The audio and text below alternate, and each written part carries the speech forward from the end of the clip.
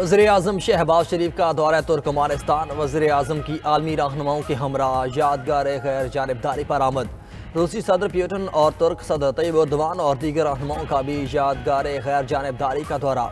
وزیر اعظم شہباز شریف اور دیگر رہنماؤں نے یادگار غیر جانبداری پر پھول رکھے۔ وزیر اعظم فورم میں شریک عالمی رہنماؤں سے دو طرفہ ملاقاتیں بھی کریں گے۔ وزیر اعظم شہباز شریف کی ترکمانستان کے صدر سے ملاقات، ترکمانستان کو تجارت کے لیے پاکستانی بندرگاہیں استعمال کرنے کی پیشکش، ترکمانستان کے صدر کا پاکستان سے باہمی دلچسپی کے متعدد شعبوں میں دو طرفہ تعاون بڑھانے کی خواہش کا اظہار۔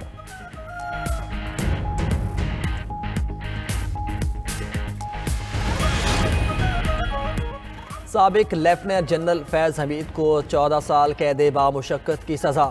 ISPR کے مطابق فیلڈ جنرل کورٹ مارشل نے فیض حمید کو سزا سنائی۔ مجرم کے خلاف 4 الزامات پر کارروائی کی گئی۔ فیض حمید پر سیاسی سرگرمیوں میں ملوث ہونے اور آفیشیل سیکرٹ ایکٹ کی خلاف ورزی کا الزام ثابت، اختیارات اور سرکاری وسائل کا غلط استعمال اور متعلقہ افراد کو ناجائز نقصان پہنچانا بھی شامل۔ سابق لیفٹیننٹ جنرل فیض حمید کے خلاف پاکستان آرمی ایکٹ کے تحت فیلڈ جنرل کورٹ مارشل کا عمل شروع ہوا، جو 15 ماہ تک جاری رہا۔ وہ قانونی کارروائی کے بعد تمام الزامات میں قصوروار قرار پائے گئے۔ عدالت کی جانب سے دی گئی سزا کا اطلاق 11 دسمبر 2025 سے ہوگا۔ مجرم کے سیاسی عناصر کے ساتھ ملی بھگت، سیاسی افراتفری اور عدم استحکام کے معاملات الگ سے دیکھے جا رہے ہیں۔ برسلز میں وزیر داخلہ محسن نقوی سے عراقی ہم منصب سے ملاقات، پاک عراق تعلقات، زائرین کی سہولت کے لیے اقدامات پر تبادلہ خیال۔ ملاقات میں تعاون کو پائیدار اور مؤثر بنیادوں پر فروغ دینے پر اتفاق۔ عراقی وزیر داخلہ نے زائرین گروپس کو منظم اور ریگولیٹ کرنے کو سراہا۔ محسن نقوی نے کہا کہ پاکستانی زائرین کی سلامتی، عزت اور سہولت حکومت پاکستان کی اولین ترجیح ہے۔ عراق جانے والے زائرین کو مقررہ مدت سے زائد قیام کی ہرگز اجازت نہیں ہوگی۔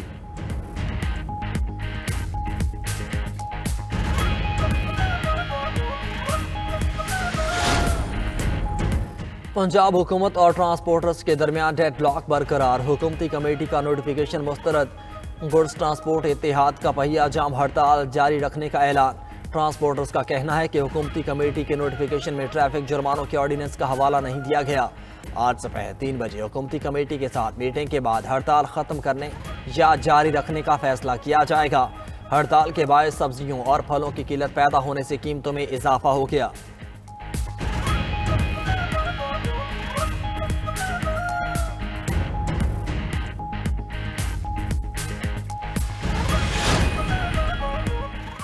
موٹر وے پر دھند کے ڈیرے، KP سے بالائی سندھ تک دھند ہی دھند۔ موٹر وے M2 لاہور سے ہرن مینار اور موٹر وے M3 فیض پور سے درخانہ تک بند۔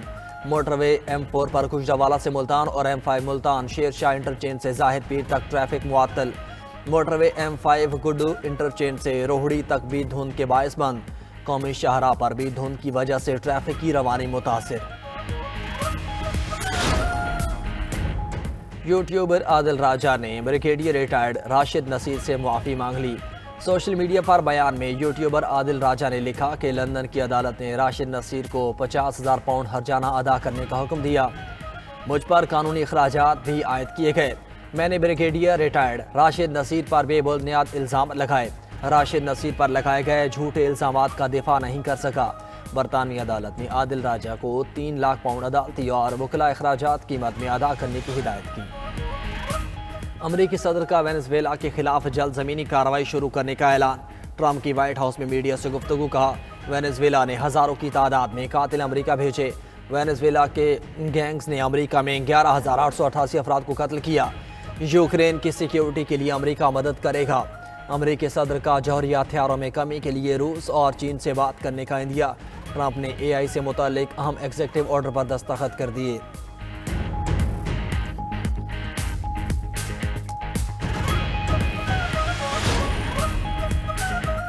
یورپی ملک آسٹریلیا میں 14 سال سے کم عمر مسلمان طالبات کے اسکول میں حجاب پر پابندی عائد۔ آسٹریلیا کی پارلیمنٹ نے اسکولوں میں اسکارف پہننے پر پابندی عائد کرنے کی منظوری دے دی۔ خلاف ورزی پر 150 سے 800 یورو تک جرمانہ ہوگا۔ قانون سے 12,000 سے زائد لڑکیاں متاثر ہوں گی۔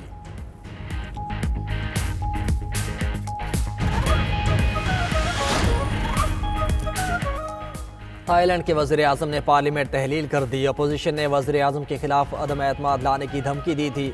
ملک میں 45 سے 60 روز میں نئے انتخابات کرائے جائیں گے۔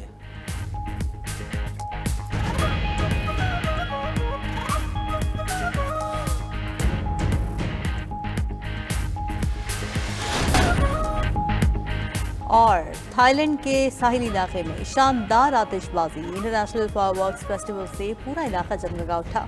فیسٹیول میں ثقافتی dance, live music, food streets پر بھی رونق ہے۔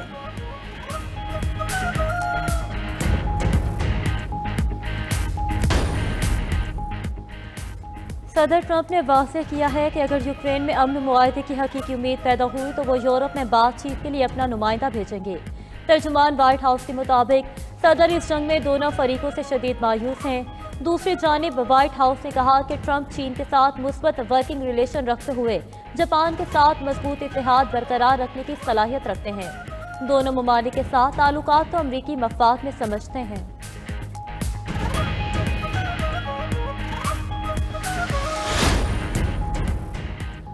یوکرینی صدر ولادیمیر زیلنسکی نے انتخابات کے لیے جنگ بندی ضروری قرار دے دی۔ کولیشن آف دی ویلنگ ممالک سے ویڈیو لنک خطاب میں کہا، امریکہ کے ساتھ یوکرین کے لیے ممکنہ سیکیورٹی گارنٹیز پر بات چیت جاری ہے۔ ایک ایسا فریم ورک تیار کیا جا رہا ہے جو عملی طور پر مؤثر ہو۔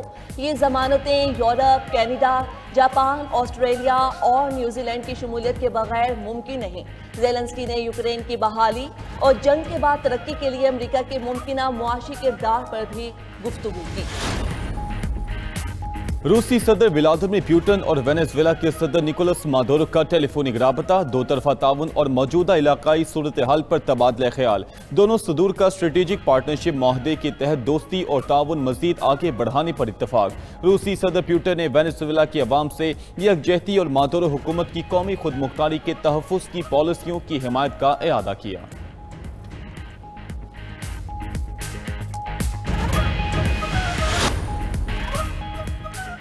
امریکی صدر ٹرمپ اپنی پریس سیکرٹری کی خوبصورتی کے گرویدہ کیرولائن لیوٹ کے چہرے کو خوبصورت اور ان کے ہونٹوں کو مشین گن سے تشبیہ دے دی۔ ریلی سے خطاب میں کہا کہ کیرولائن جب ٹی وی پر آتی ہیں تو چھا جاتی ہیں، ان کے ہونٹ مشین گن کی طرح چلتے ہیں، وہ بے خوف ہو کر بات کرتی ہیں۔